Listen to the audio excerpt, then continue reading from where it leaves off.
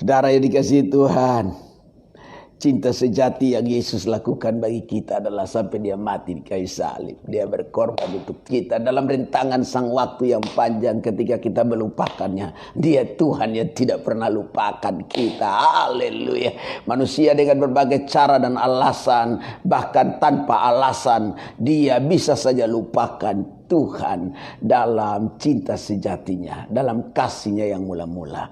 Tetapi Tuhan tetap menantinya. Doa saya bagi saudara, supaya sekiranya dalam perjalanan hidup kita, cinta sejati kita dengan Tuhan tetap kita pertahankan.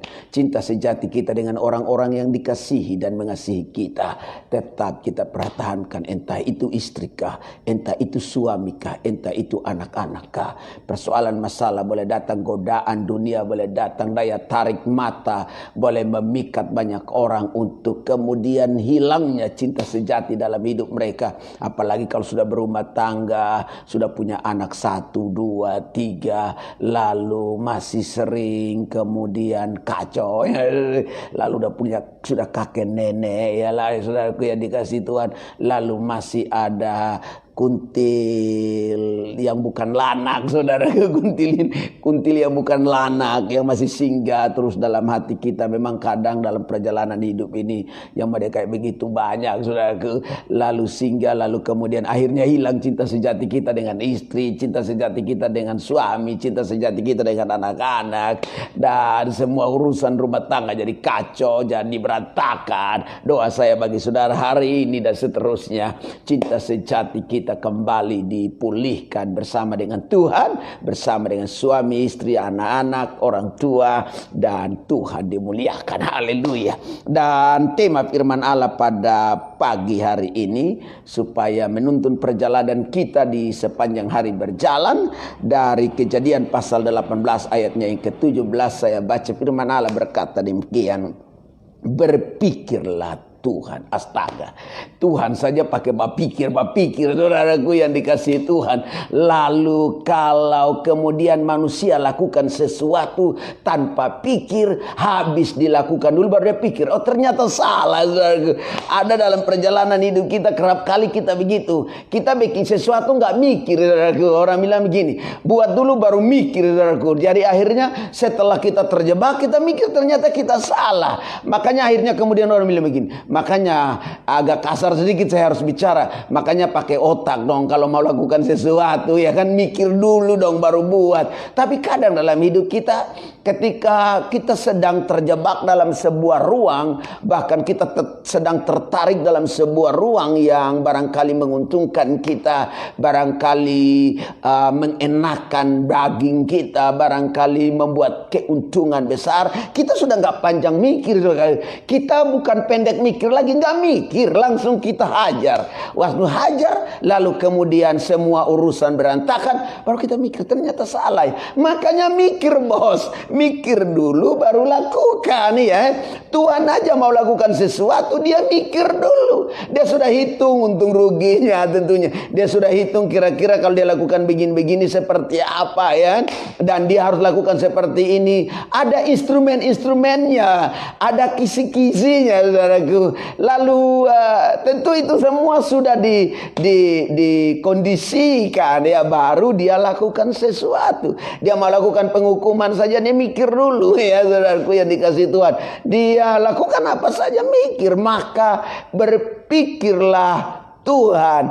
Jadi jangan kemudian kita hajar-hajar saja sesuatu, kita mulai sembarang-sembarang tanpa indikator dalam kita berpikir, kita hajar saja, main hajar, akhirnya kemudian semua berantakan, semua udah kacau, baru kita ternyata saya salah. Lalu orang bilang, makanya pakai otak, bos, mikir sesuatu dulu dengan jernih, baru kerjakan. Banyak rumah tangga Kristen kacau, banyak rumah tangga orang percaya kacau, karena suami nggak mikir nih, banyak nggak nggak terlalu banyak mikir, langsung hajar-hajar saja ya. Istri orang dihajar ya, suami orang istrinya hajar ya kan. Lalu kemudian rumah tangga udah kacau baru mikir, ternyata salah ya, Tuhan pulihkan. Lah kita yang salah, kita yang suruh-suruh Tuhan ya, yang tolong. Makanya mikir ya kan, haleluya. Dalam perjalanan hidup kita, kadang hidup kita mengalami masa-masa yang sukar dan sulit,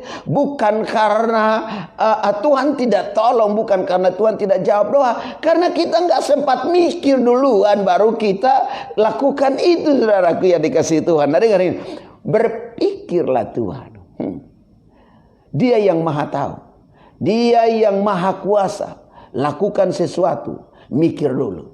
Kita ini kan bukan maha tahu, kita ini kan bukan maha kuasa, tapi sok lakukan sesuatu tanpa mikir. Ngaco, saudaraku yang dikasihi Tuhan. Jangan ngaco dalam hidup kita ya. Memang kita ini terbatas, makanya mikir. Lalu kemudian timbang-timbang dulu, baru lakukan. Jangan terjebak, jangan udah di bawah arus, jangan air orang bilang sudah di batang leher, baru astaga, makanya coba kalau saya mikir, astaga, nggak begini rupanya. Nah, dengar ini baik. Dalam apapun yang kita kerjakan, mikir dulu, baru lakukan.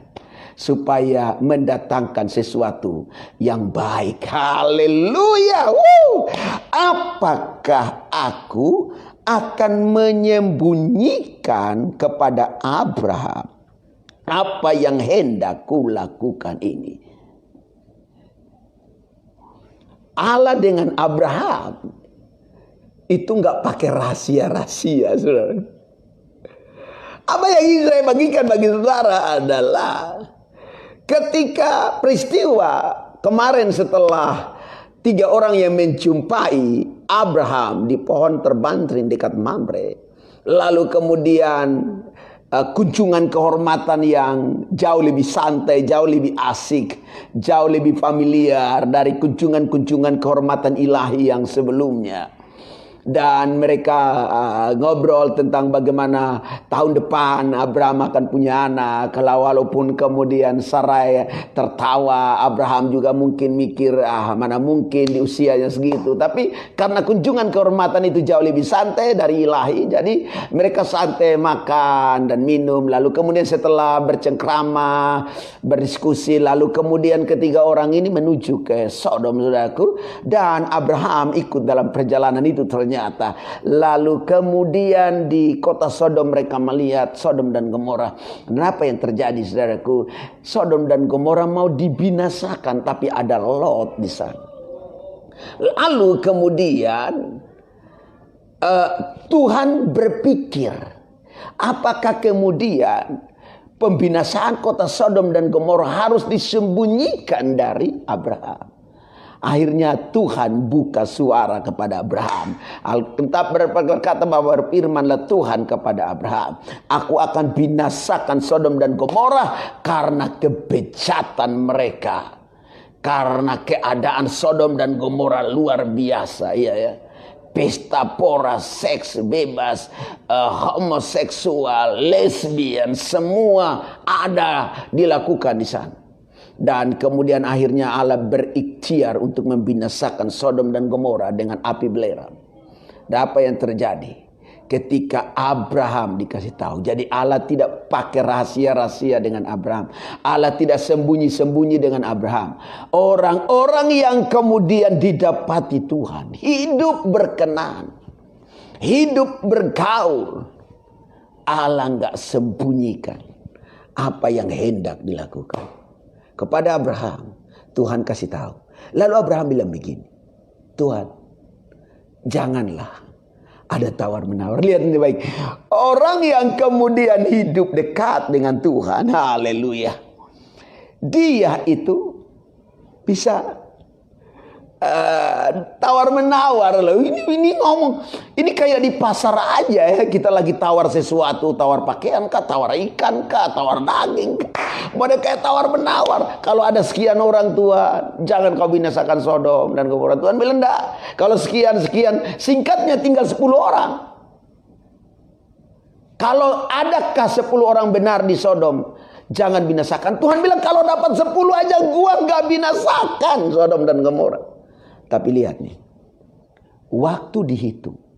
Ternyata nggak ada 10. Tapi Lot. Karena doa Abraham. Walaupun kota Sodom dan Gomora kemudian dibinasakan. Tapi Lot diizinkan Tuhan. Untuk apa? Untuk bisa terhindar dari kebinasaan itu bersama dengan istrinya dan keluarganya. Dengar ini baik. Dalam segala kebinasaan dunia hari-hari ini yang sedang terjadi. Orang-orang yang hidup takut akan Tuhan. Orang-orang yang hidup dalam pengharapan dengan Tuhan. Kebinasaan dunia terjadi. Dengan segala keadaannya. Katakanlah pandemi virus COVID-19 ini masih sampai hari ini terjadi. Katakanlah ada potensi resesi ekonomi terjadi. Tapi orang-orang yang mengharapkan Tuhan, saya percaya akan diluputkan. Saya percaya akan dibebaskan. Saya percaya akan dikuatkan, diteguhkan. Dan dibawa keluar dari semua masa sulit yang sangat mengerikan itu. Alkitab berkata akan datang waktunya. Secupak gandum, sedinar harganya. Upah 1 hari kerja hanya untuk makan 1 hari dan hampir gak cukup. Tetapi bagi orang yang mengharapkan Tuhan, Allah tidak pernah kekurangan cara untuk menyatakan mujizat, pertolongan dan berkatnya. Yang setuju katakan amin. Haleluya. Dan apa yang ingin saya bagikan bagi kita pada hari ini secara cepat. Berpikirlah Tuhan. Dia tidak sembunyi-sembunyi dengan Abraham. Karena hal yang pertama, ada relationship yang unik antara Abraham dan Tuhan, dan itu sangat akrab.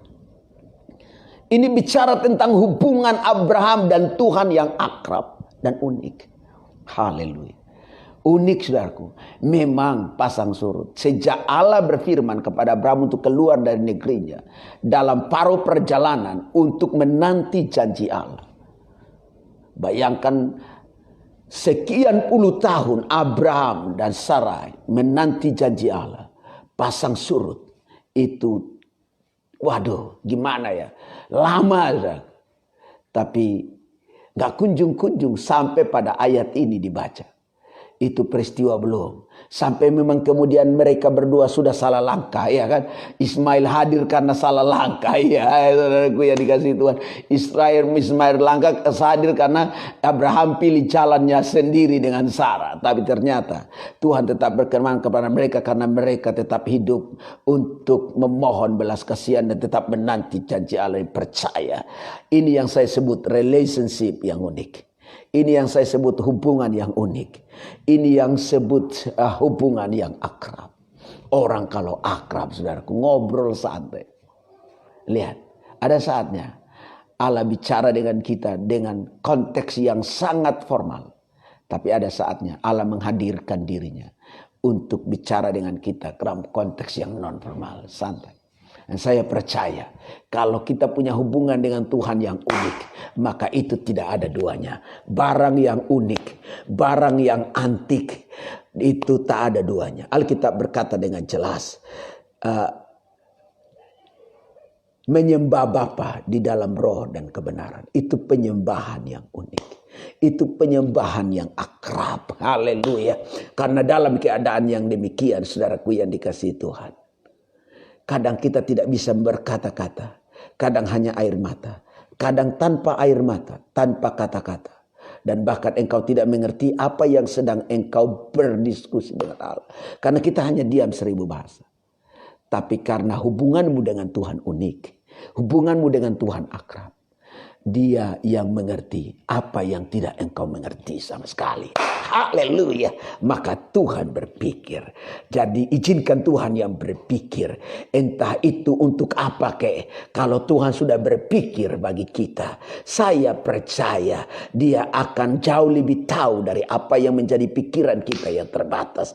Kalau Tuhan yang berpikir, maka saya percaya urusan ribet, urusan yang kacau akan dipulihkan.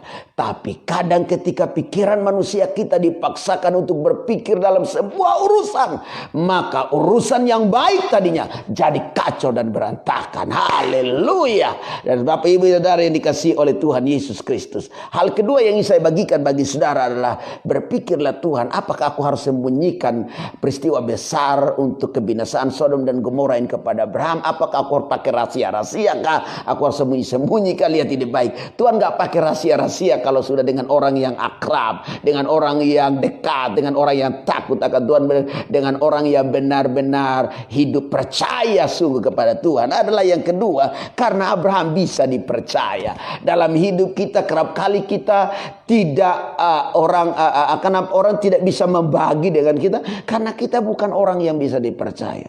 Kadang istri pegang rahasia sampai dia mati, rahasianya nggak disampaikan kepada suaminya karena suami nggak bisa dipercaya. Kadang suami pegang satu rahasia, dia tidak bisa berbagi dengan istrinya karena istrinya nggak bisa dipercaya sampai dibawa mati. Dalam perjalanan kehidupan kita kerap kali kita bukanlah orang-orang yang bisa dipercaya. Jadi kalau orang cerita sesuatu ke kita bocor kemana-mana, itu namanya mulut bocor, saudaraku. Jadilah pribadi-pribadi yang bisa dipercaya. Abraham adalah pribadi yang dapat dipercaya. So Tuhan ketika mau binasakan Sodom dan Gomora, dia harus kemudian bercerita tentang realitas keadaan yang akan diadakannya, dilakukannya. Dan kemudian Abraham bersyafaat. Dan akhirnya Lot diselamatkan.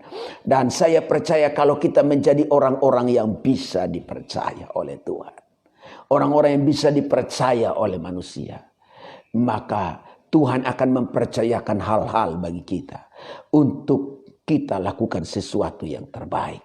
Dan kemudian kalau kita bisa dipercaya oleh orang, saya percaya ada banyak orang bisa mempercayakan sesuatu bagi kita untuk kita sendiri, bagi Tuhan dan pekerjaan yang kita layani, bagi gembala, jemaat, rekan pendeta, dan juga bagi orang di sekitar kita yang barangkali saluran berkat itu bisa lewat kita. Kenapa kita bisa dipercaya, saudaraku yang dikasihi Tuhan? Dalam musim pandemi ini, saudaraku yang dikasihi Tuhan, gereja kami juga ikut menyalurkan berkat, menyalurkan buat tangan bagi jemaat, bagi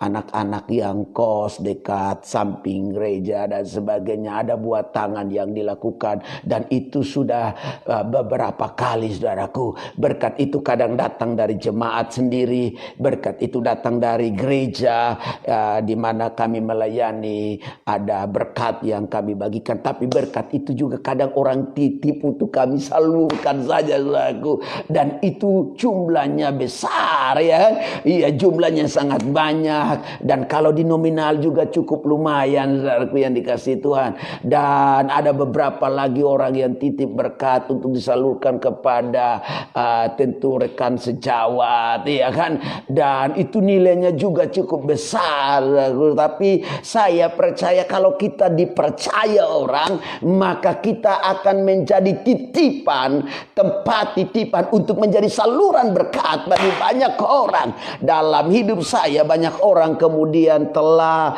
menyalurkan, menitip berkat, dan titipan berkat sudah saya salurkan tanpa ambil satu rupiah pun, ya saudaraku. Maka kemudian kerap kali saya dipercaya untuk dititipkan berkat. Jadi kalau kita dipercaya dititipkan berkat, lalu berkat itu disalurkan, maka masa yang dipercaya tidak diberkati, saudaraku? Pasti kan dapatnya lumayan, saudaraku yang dikasih Tuhan. Karena itu sudah mantap, saudaraku. Makanya jadilah orang yang bisa dipercaya. Dipercaya Tuhan itu akan jauh lebih baik. Saya percaya hidupmu akan jadi berkat. Dan kalau engkau bisa dipercaya, kalau Tuhan mau lakukan sesuatu, dia pasti mikir dulu atas kita. Kebinasaankah, ketelanjangankah, kelaparankah? Saya percaya Tuhan tidak pernah izinkan kita pergi mengais makanan di kotak sampahnya untuk bertahan hidup. Dia pasti mikir itu. Dengar itu baik. Yang ketiga, yang terakhir. Kenapa Tuhan berpikir untuk tidak sembunyi-sembunyi apa yang dia hendak kerjakan bagi kota Sodom dan Gomora terhadap Abraham? Karena Abraham dianggap pantas untuk tahu. Abraham dianggap pantas untuk tahu. Apakah kita ini orang-orang yang pantas untuk tahu apa yang menjadi pesan Tuhan? Itu persoalannya saudaraku yang dikasihi Tuhan. Kadang hidup kita bukanlah pribadi yang pantas. Makanya Tuhan gak mau kasih tahu. Makanya Tuhan tidak mau bicara dengan kita. Karena kita bukan orang-orang yang dianggap pantas dan layak. Dalam dunia ini saja, kalau kita ini dalam pandangan orang gak layak, gak pantas, orang cuekin kita, saudaraku. Orang anggap kita gak ada, saudaraku. Maka jadilah pribadi yang pantas, supaya engkau dianggap ada, supaya engkau dilihat orang, saudaraku. Orang gak balik belakang dan kemudian bilang, Allah kalau lu ada, maka semua jadi kacau. Gak ada lu itu lebih baik, ya kan? Tapi kalau kita menjadi pribadi yang pantas, ketidakhadiran kita dinantikan dan dirindukan oleh setiap orang. Tapi ketika kita menjadi pribadi yang gak pantas, gak bisa dipercaya, kita udah hadir nih, orang cemooh. Yang dikasih Tuhan. Karena Abraham dianggap Tuhan pantas. Adakah hidup kita pantas di hadapan Tuhan? Untuk menerima setiap pesan dan janji Tuhan. Untuk mengalami dan merasakan setiap berkat, kemenangan mujizat yang Tuhan ingin kerjakan dalam hidup kita. Jangan dalam hidup kita kerap kali sering ya kita hanya ingin mengharapkan pertolongan, mujizat, kesembuhan, berkat, tapi hidup kita nggak pantas-pantas ya, saudaraku yang dikasihi Tuhan. Mari. Kalau kita mau alami, bukan hanya Tuhan berpikir untuk memberitahu sesuatu. Tapi saya percaya bahwa Tuhan akan salurkan berkat yang tak terduga, yang tak terhingga. Yang kadang di luar akal pikiran manusia. Sebab Alkitab berkata apa yang tidak pernah kita pikir. Apa yang tidak pernah timbul dalam hati. Apa yang tidak pernah kita dengar justru disediakan Tuhan bagi kita. Karena kita menjadi pribadi yang pantas menerima itu. Allah begitu tahu. Kita pantas itu. Saya berdoa. Biar dalam hidup kita menjadi pribadi-pribadi yang pantas. Untuk menerima segala hal baik yang datangnya dari Tuhan. Doa saya melalui pesan firman Tuhan. Maka berpikirlah Tuhan ini menjadi support, kekuatan bagi kita. Supaya apa? Kita makin hari makin dekat dengan Tuhan. Bangun relationship yang unik. Yang akrab dengan Tuhan. Bangunlah, jadikanlah dirimu dan diri kita semua menjadi pribadi yang bisa dipercaya.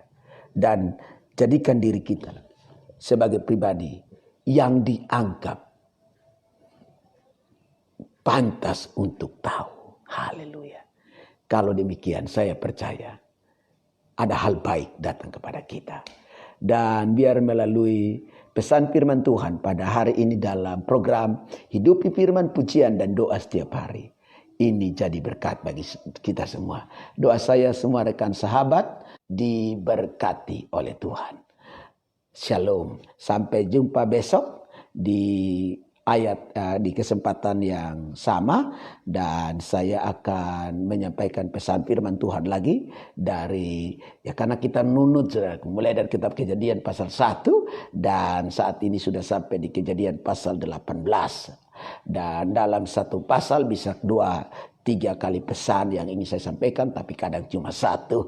Dan biar ini menjadi berkat bagi kita semua. Jika rekan sahabat jemaat Tuhan ingin melihat cuplikan khotbahnya saja, maka bisa buka di channel YouTube saya. Tuhan Yesus berkati. Sampai jumpa nanti. Doa saya di pandemi COVID-19 kita tidak kemudian dipanggil pulang Tuhan dulu, tidak akan alami kelaparan, tidak pergi minta-minta hanya untuk bertahan hidup. Haleluya. Tuhan Allah yang hidup, hamba berdoa buat setiap kami jemaat Tuhan dan setiap orang tua keluarga kami yang tersebar di seluruh pelosok negeri, rekan sahabat, pendeta, gembala jemaat yang ikut menyaksikan program ini diberkati Tuhan.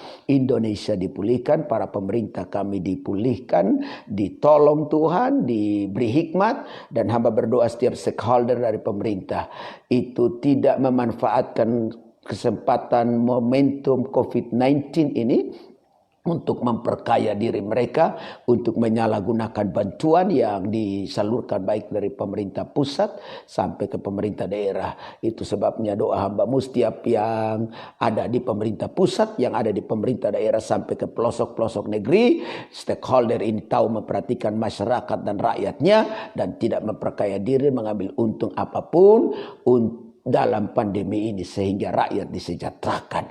Doa kami buat presiden, wakil presiden, para menteri diberkati Tuhan, para anggota dewan dan para gubernur, para wali kota, bupati, camat, kepala desa, lurah sampai RT RW, kepala dusun semua diberkati dan seluruh masyarakat Indonesia diberkati Tuhan. Yang sakit disembuhkan, yang terisolasi dipulangkan, yang dikarantina juga pulang, yang kena dan belum diperiksa sembuh dengan sendirinya. Dalam nama Yesus, Indonesia bebas coronavirus. Dalam nama Yesus Kristus Tuhan. Haleluya. Siap melangkah di hari yang baru bersama tuntunan penyertaan Tuhan. Haleluya, haleluya. Amin. Tuhan Yesus memberkati. Jumpa kembali pada besok hari.